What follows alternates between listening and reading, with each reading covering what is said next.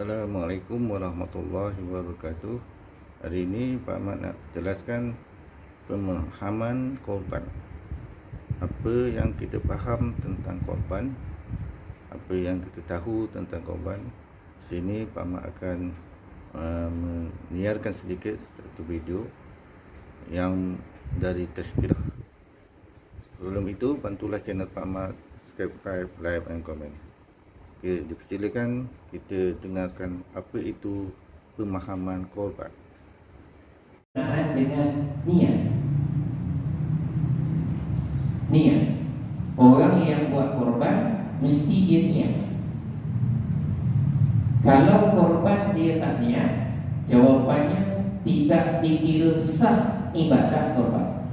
Tapi sembelihan sah, daging halal, cuma tak nama ibadat korban, walaupun buat pada 10 Zulhijjah. Jadi perlu kepada niat. Siapa yang nak kena niat? Pada dasarnya pengkorbanlah yang kena niat. Kalau saya yang berkorban kambing nama saya, maka saya lintaskan dalam hati, aku berniat melaksanakan korban binatang ini kerana Allah Ta'ala. Saya niat. Oleh kerana ibadah korban ini masuk dalam kategori ibadah yang perlu niat. Sebab ada beberapa perkara dalam fiqh tak payah niat. Kalau solat ada niat tak solat? Ada kan? Kalau wudu ada niat. Wudu ada niat. Tuan-tuan mandi wajib ada niat. Bila last mandi wajib? Jangan tanya lah Ustaz. Lagi haji ada niat? Ada. Umrah ada niat? Ada. Tapi ada beberapa perkara memang tak perlu niat. Contohnya macam apa? Istinja, cebok tak ada niat. Ini namanya taman apa ni? Kota Masar. Taman Kota Masar.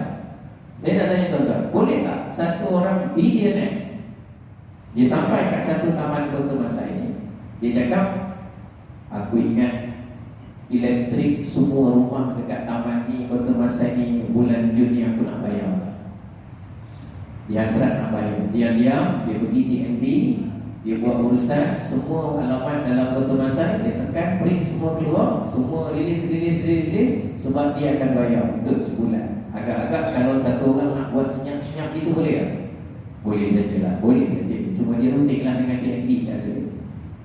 Tapi boleh tak satu orang billionaire yang kaya, dia diam-diam, dia jumpa ambil zakat bulan Ramadan, dia kata, Haji, saya Haji cari semua senarai dalam Kota Masar ini berapa orang dengan tanggungan, saya nak bayar zakat fitrah semua sekali, diam-diam. Boleh tak boleh? Tak boleh kan? Sedekah umum, belanja umum, infak umum, silakan. Tapi bila cerita zakat, dia ada hukum khas dia. Siapa boleh bayar siapa, siapa tak boleh bayar siapa. Kalau nak bayar kena minta izin. Kalau semuanya bebas, tak sama saja, dah lama dah, insya-Allah ada je orang kaya yang nak bayarkan zakat fitrah orang lain. Sebab zakat fitrah hukum dia wajib. Belanja pun seorang bawa RM13 dan pahalanya besar lah tu, berganda di bulan Ramadan. Tapi tak boleh macam tu. Analogi itu memahamkan kepada kita, sembelihan biasa nak senyap-senyap belanja boleh. Tapi kalau cerita korban memerlukan tadi kepada ni, dengan catatan kalau nak buat untuk isteri anak-anak, kena juga apa, beritahu. Itu saja ceritanya. Istilah dalam kitab, istilah dunia, maka pada dasarnya hukumnya tidak sah. Tuan-tuan agak-agak sebab apa? Kita buat korban, orangnya dah meninggal dunia, dalam mazhab Syafi'i pada dasarnya dikira sebagai tidak sah. Agak-agak sebab apa? Dah senang dah faham kan? Jadi janganlah. Sekarang sebahagian orang dia kata, tuan-tuan, mazhab Syafi'i ni agak sempit sikit, agak ketat sikit. Saya tak berapa suka orang komen dengan cara yang tak begitu tepat. Walaupun nampak macam dia ada pengetahuan luas dengan mazhab lain, tapi bukan macam tu adab kita dengan ulama kita itu. Mazhab Syafi'i ini bila sebut tak sah, bukan sebab sempit, bukan sebab ketat, sebab dasar tadi, asas dia. Asas dia begitu. Dan daripada situ baru datang orang yang kalau nak buat korban atas nama orang yang meninggal dunia tidak sah, melainkan almarhum itu pernah meninggalkan apa? Wasiat. Sebab wasiat itu ganti kepada urusan niat. Itu cerita asal gitu. Jadi bila orang boleh faham gitu, orang tak rasa macam alam sampai ke apa ke tak. Korban ni khusus kena ada niat ni. Jadi saya ni nak tanya, macam mana kaedah caranya ni untuk saya nak dia juga dapat pahala ibadah korban. Oh, boleh. Caranya begini. Esok raya haji kamu buat korban atas nama kamu, nama kita sendiri. Allahumma hadza minka, ya Allah ini binatang korban kurniaan darimu, wa ilaika, ibadahnya ditujukan kepadamu semata-mata ya Allah. Fataqabbal minni, terimalah ibadah korban ini dari aku. Sembelih. Setelah sembelih, doa mohon kepada Allah, ya Allah, seandainya ada anugerah pahala yang besar dari ibadah korbanku pada tahun ini, aku mohon pahalanya dihadiahkan kepada almarhum atuknya itu. Kalau yang itu selesai, okey saja. Sebab niatnya tadi siapa yang niat? Diri saya sendiri, okey saja. Ada saja insya-Allah. Tapi konsisten cara dia itu. Baik. Itu cerita yang kedua. Yang kita nak cerita ni sekarang ialah tentang hukum melaksanakan ibadah korban. Secara umum tuan-tuan dah tahu, saya dipahamkan sebelum ni ada ceramah tentang korban. Saya dah dipahamkan ada. Jadi saya pun terfikir-fikir juga. Tuan-tuan dah tahu macam mana nak cerita ni. Tapi tak apalah, saya ceritalah, mudah-mudahan manfaat. Hukumnya yang pertama, hukumnya sunat muakkadah. Atau bahasa Melayu dah ditukar bahasa, pindah bahasa, sunat muakkad, boleh sajalah. Satu sunat tapi dipertekankan, diperkuatkan. Maknanya digalakkan sangat kita melaksanakan ibadah korban. Untuk siapa? Orang yang dia Muslim, dia merdeka, dia balik, dia berakal, pada masa yang sama dia berkemampuan. Berkemampuan tu macam mana? Berkemampuan tu maknanya pada malam raya, hari raya 10, hari tasyrik 11, 12, 13, 4 hari ni tuan-tuan cukup belanja untuk nafkah dan tanggungan. Inilah senang cerita. Saya suami, saya ada isteri, anak 3 orang, remaja 20 tahun, 18, 16. Contoh sahaja. Yang mana tiga-tiga ni masih tanggungan, dia belum ada kerja. Duduk dengan saya. Satu hari kos makan saya, kos pakai air apa semua lebih kurang katalah contoh RM50 lah contohnya. Makan, minum, pagi, sarapan apa semua satu hari, pakai telefon apa semua dekat RM50 lah. Itu pun dah tinggi. Isteri RM50, anak RM50. Maknanya kos satu hari satu rumah RM250, saya dan tanggungan. Saya tengok dalam duit saya masa 9 hari bulan, hari Arafah tu, 9 Zulhijjah nanti, saya tengok dalam simpanan saya ada RM5,000, yang mana kos nafkah saya 250, 250, 250, 250. Maknanya RM1,000. Dalam akaun ada RM5,000. Maknanya ada lebih berapa? Lebih RM4,000. Siapa yang ada lebihan daripada nafkah dan tanggungan selama 4 hari tadi, pada hari raya dia begitu keadaan dia, maka hukum dia kepada dia sunat muakkadah, dia melaksanakan ibadah korban. Itu je tadi. Tuan-tuan, dalam akaun ada RM4,000.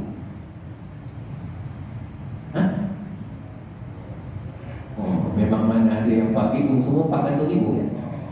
Kan betul? RM400,000 je baru dengan suara. Itu yang belakang-belakang yang senyap tu 4 juta kan? Mungkin tak tahu. Ya masing-masing kita tak tahu.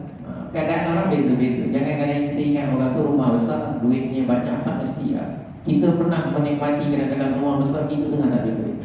Jangan kita ingat kadang orang rumah biasa-biasa dah. Kadang-kadang ladangnya tu ada 40 hektar, dia pakai baju putih.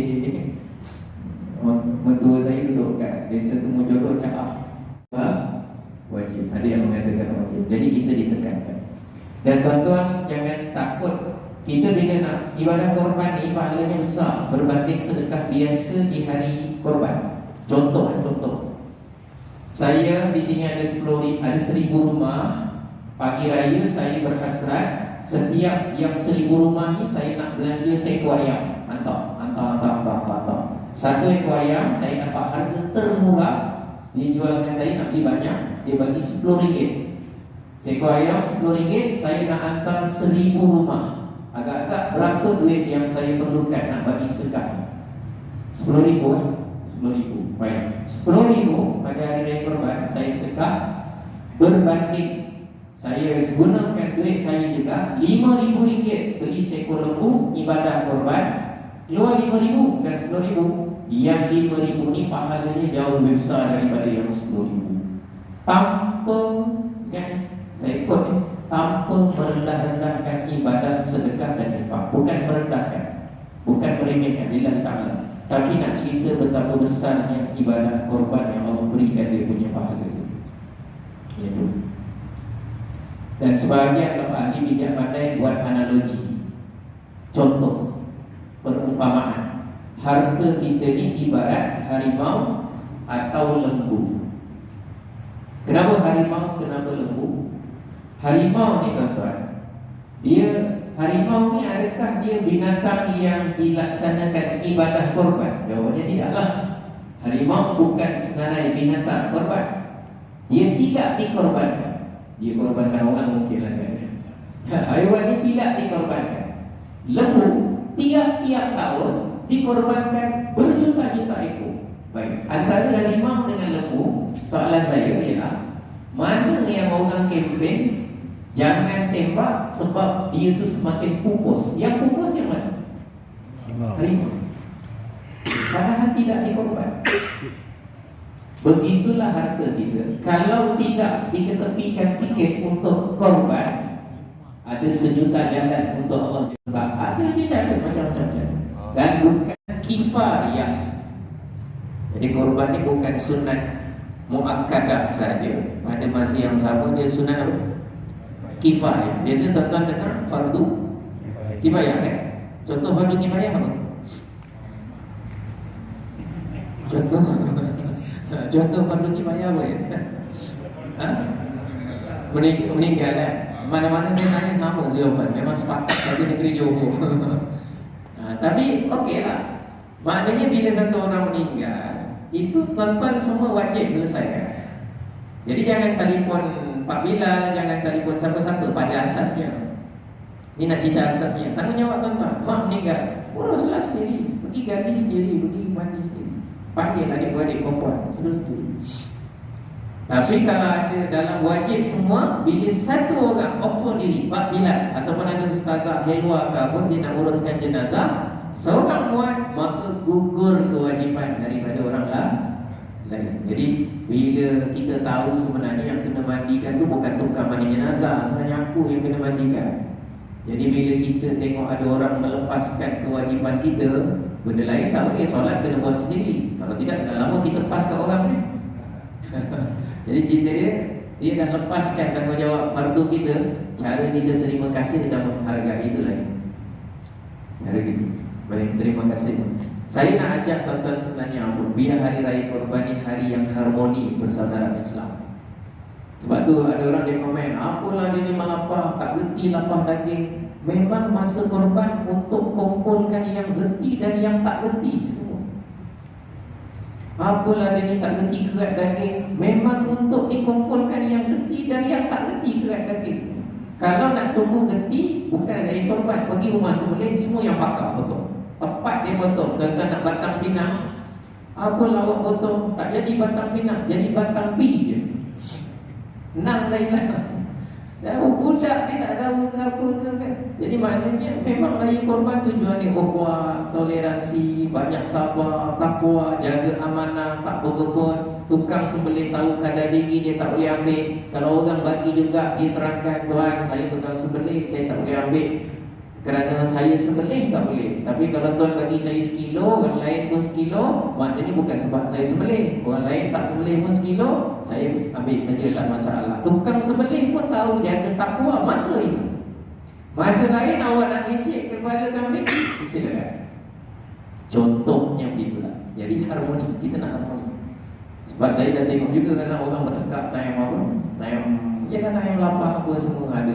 Bila sampai saja hari raya Korban, ini rumahnya ada suami seorang, isteri seorang, anak 3 orang. Maknanya semua isi rumah di bawah tanggungan 1 orang. Kalau keadaan ini berlaku, maknanya satu rumah sunat kifayah buat korban. Sekurang-kurangnya 1 orang buat. Kalau tak ada orang satu rumah, semua tak ada buat, jawapan dia semua hukum dia makruh tahun tu tak buat korban. Allahu Akbar. Kalau wajib fardu kifayah, kalau wajib fardu saya apa semua betul makruh. Kalau isteri nak buat, suami tak buat, isteri buat. Allahu Akbar. Saya nak buat korban lah. Awak nak buat korban je, saya ambil satu bahagian kat masjid. Dia buat korban, saya hukum sunat kifayah gugur, anak sunat kifayah 3 orang gugur. 5-5 tidak dihukum makruh. Tapi yang dapat pahala korban cuma siapa? Isteri. Sebab apa dia yang dapat? Sebab dia yang buat. Siapa kena niat? Isteri kena niat. Kalau duit saya yang bagi, jawapannya dia kena niat. Sebab yang buat korban siapa? Dia. Dapat pahala dia. Saya yang bagi kira-kira pahala sedekah, pahala hibah, pahala belanja, pahala infak bersama.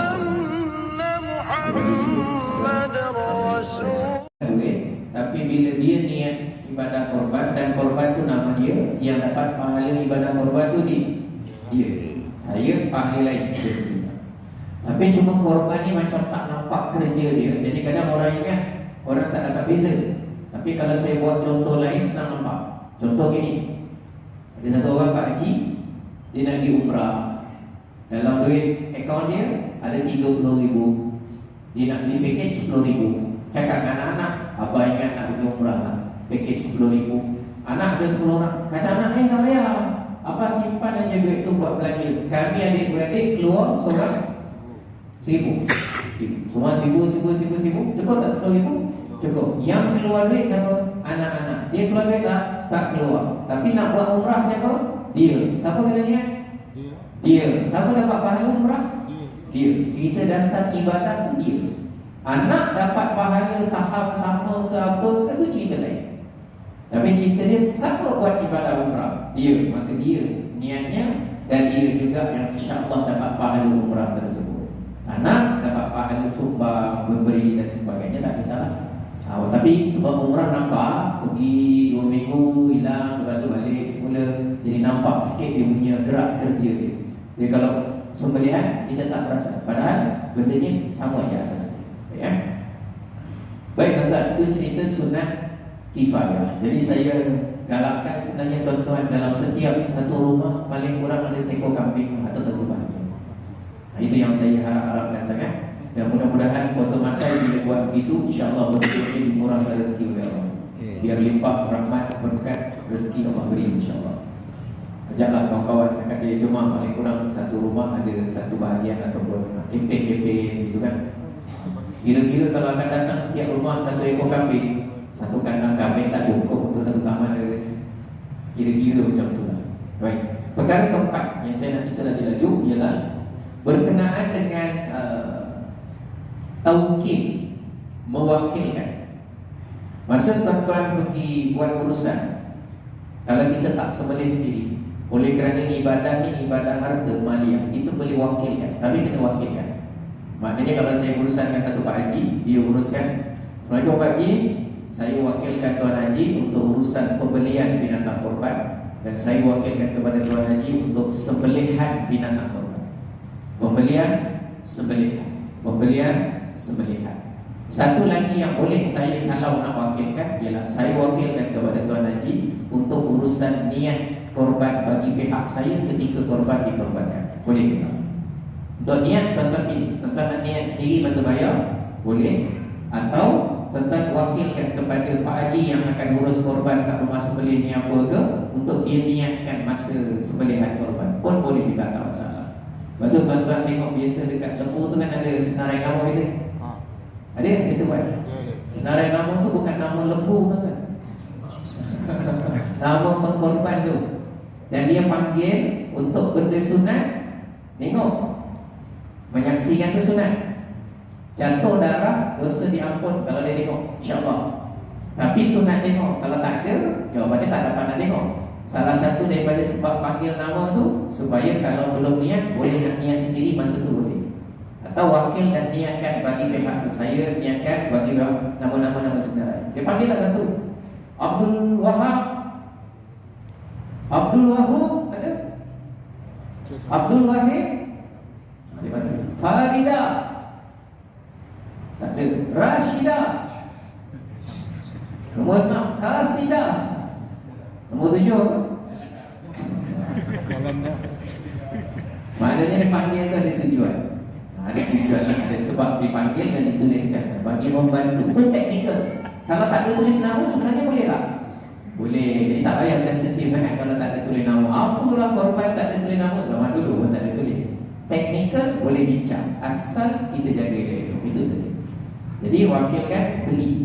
Kenapa kena wakilkan? Sebab dia pakai duit kita, dia buat muamalah beli. Kan kita tak boleh gunakan harta orang sesuka hati kan. Saya pergi kat luar, saya tengok ada kereta tu lawa, saya jumpa Pak Haji, saya jual kereta ni Pak Haji, harga RM50. Mana terakhir ialah tentang pembahagian daging korban. Ini kira detik ujung sebagai garis penamat, dapat pahala ibadah korban ke tak dapat? Ujung ni penting juga, pembahagian daging korban. Baik, ringkas cerita, cara pembahagian yang boleh kita faham ada 5 cara. Tuan-tuan, 5 ni semua tak sama, tapi ada satu persamaan. Baik, nombor 1, cara dia apa? 1 ekor lembu, pengkorban 7 orang, tak ambil apa-apa pun, semua 1 ekor lembu diberi kepada fakir miskin. Bukan orang taman, fakir miskin. Semua sekali. Zaman ni ada orang buat tak macam tu? Yang korban kat tempat orang miskin, ada tak buat? Ada juga, setahu saya. Dia pergi kat tempat orang asli ke apa ke, yang miskin lah cerita. Bukan mesti orang asli, tempat miskin. Baik. Cara kedua, pembahagian daging korban. Pengkorban boleh juga cara kedua. Ambil sikit, nak rasa berkah daging korban. Kira-kira ambil segenggam ke sekilo setengah, buat rasa saja. Kira-kira asingkan 7 kilo, 7 saya dengan adik-beradik 6 orang. Lagi 83 kilo, contohnya kalau 90 kilo daging lembu, 83 kilo semua sekali saya bagi kepada fakir miskin. Yang nombor 2 ni kalau ada orang buat, boleh saja, tak masalah. Baik. Cara nombor 3, saya berkorban adik-beradik 7 orang, 7 orang, saya ambil 1/3. Yang pertama tak ambil, yang kedua ambil sikit, yang ketiga ambil 1/3. Kira-kira saya ambil 30 kilo, saya bawa sini, saya bahagikan 7 berkorban, saya dengan adik-beradik. Lagi 60 kilo saya berikan kepada semua siapa? Fakir miskin. Nombor 3 ni kalau ada orang nak buat, jawapan dia boleh saja.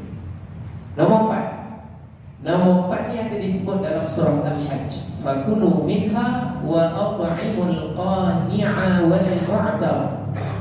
Iaitu 90 kilo dalam setiap ekor binatang. Dibahagi di 1/3 pengkorban. Kira-kira 30 kilo, awak share 7 orang. Kira-kira seorang 4,5 kilo lebih kurang. 30 kilo yang kedua, fakir miskin. Buatlah 30 bungkus atau 15 bungkus, seorang 2 kilo, bagi fakir miskin. Lagi 30 kilo bagi pada orang yang biasa-biasa, yang rumah dia pun ada ikan, rumah dia pun ada ayam, dia pun ada cukup makan untuk seminggu, untuk 2 minggu, untuk sebulan, untuk dia ada duit, ada tak duit. Dia pun boleh beli kalau dia nak beli daging. Itu orang biasa, bagi 3. Dan kebanyakan masjid yang saya perasan dia buat cara nombor 4. Biasanya gitulah, sebab ada dalam surah dalam Quran itu ada sebut. Baik. Cara nombor 5, cara nombor 5, satu daging, satu binatang korban, katalah dapat 90 kilo, dia cuma bagi fakir miskin sekilo saja. Seorang sekilo. Sekilo dengan maksud sekali makan kenyang. Daging, bukan perut, limpa, bukan. Itu nak tambah cerita lain. Sekilo, dia bungkus plastik, pecut naik motor, hantar satu orang fakir miskin.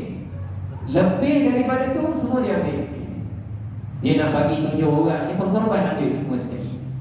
Jawapan dia nombor 5 ni pun kalau nak buat, jawapan dia boleh juga, tak masalah. Dia korban, dia nak buat itu, terserah. Baik. Apa yang penting sekali ialah, mesti ada minimum seperti nombor 5 tadi. Dari setiap binatang korban, bukan setiap bahagian kan. Dari setiap binatang, satu ekor lembu tu mesti ada satu bahagian kecil. Sekali makan kenyang, dia punya kadar, saya letak sekilo, dia sebenarnya 600-700 gram, saya letak sekilo lah. Mesti diberikan kepada siapa? Raya haji adalah saat di mana kita disuruh kenal fakir miskin, cari sampai dapat, dan kerana dialah sah ibadah korban dan dapat pahala ibadah korban. Fakir miskin ni walaupun dia tak ada duit, orang susah, tapi banyak ibadah hanya dapat dikira lepas terima oleh Allah dengan sebab ni. Tuan-tuan tengok dam, bayar apa, semua kena bagi siapa? Banyak benda, fidyah puasa. Orang dah meninggal, puasa banyak tinggal. Fidyah bukan 8 asnaf. Fidyah ni yang kena terima hanya siapa? Fakir miskin. Dah meninggal, nak lepaskan benda puasa tak settle, kena selesai dengan fakir miskin, tuan-tuan. Fakir miskin ni dia memang dalam sudut duniawi dia tak dipandang, tapi banyak ibadah kita Allah jadikan lepas tak lepas tu berurusan dengan fakir miskin. Orang kafarah zihar, bersetubuh siang Ramadan, dia kena bebaskan hamba. Tak ada hamba, pindah 2 bulan berturut-turut puasa. Doktor sahkan dia tak boleh. Lantas hujung yang ketiga, kena beri apa? Miskin. Kalau tidak tak lepas. Puasa tak lepas, haji tak lepas, korban tak lepas. Banyak benda tak lepas selagi mana kita tak selesai. Jadi kalaulah hukum tu dah ada begitu, memang disuruh kita ambil berat tentang orang fakir miskin. Macam tu jiwa orang Islam memang kena begitu. Yang saya bimbang, satu last penutup, kalau orang buat korban sangat baik, yang mengurus korban sangat baik, tapi tak tahu hukum tentang itu. Contoh, Assalamualaikum Haji, masalah Haji, saya ni nanti masa korban, saya dengan adik-beradik, kami kena keluar negara lah Haji, ada urusan kerja. Habis awak punya korban macam mana? Tak, saya serah ke Haji semua, kami pengkorban memang tak ambil semua. Bagus tak dia bagi semua? Baguslah, dia dah niat baik. Tapi yang mengurus ni dia tahu ke tak tahu? Bimbang-bimbang satu ekor korban ni semua dia bagi kepada orang biasa. Yang itu yang kita sayangkan, itu saja. Jadi teknikal terserah tuan-tuan. Masa saya pernah jadi ketua untuk last untuk banyak kelas ni. Cerita teknikal saja. Masa saya pernah bertugas ke satu tempat, dulu saya pernah kerja kat UTM, kita buat sepakat cara dia macam mana. Dan sekarang kalau saya berkeluar kat rumah tu saya pun sama, saya kata gini, ada berapa lembu? Ada 20 bang. Okey, 20 kan. Kau sini jap, kau budak muda, ambil seorang budak muda. Kau tengok lembu ada 20, semua ada nombor. Ini ada tong sampah bersih, tak pernah pakai lagi. Dalam dia ada plastik, semua aku dah label nombor 1 sampai nombor 20. Kau tengok lembu nombor 1 tombang, dia dah buka je, dia dah lapar lepas, dia start gantung lapar, jatuh je daging, kau ambil sekilo, kau masuk dalam beg plastik ni, lembu 1, plastik 1, kau terus bawa masuk tong. Mana-mana Pak Haji tanya kenapa ambil, cakap nama aku suruh ambil. Lembu 1 plastik, lembu 2 plastik, lembu 3 kira-kira kan.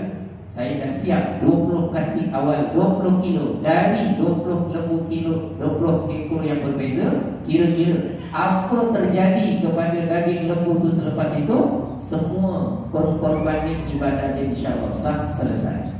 Kerana itu minimum yang mesti disampaikan kepada fakir miskin. Saya nak bagi awal boleh, saya ambil pick up, saya kata korang semua teruskan kerja, saya nak pergi dulu rumah orang miskin, saya nak hantar kepada dia. Apa terjadi lepas tu, InsyaAllah tak ada apa-apa masalah. Tapi kalau nak bagi lebih lagi, berkorban nak bagi lebih lagi kepada fakir miskin orang lain, ahlan wa sahlan, silakan saja.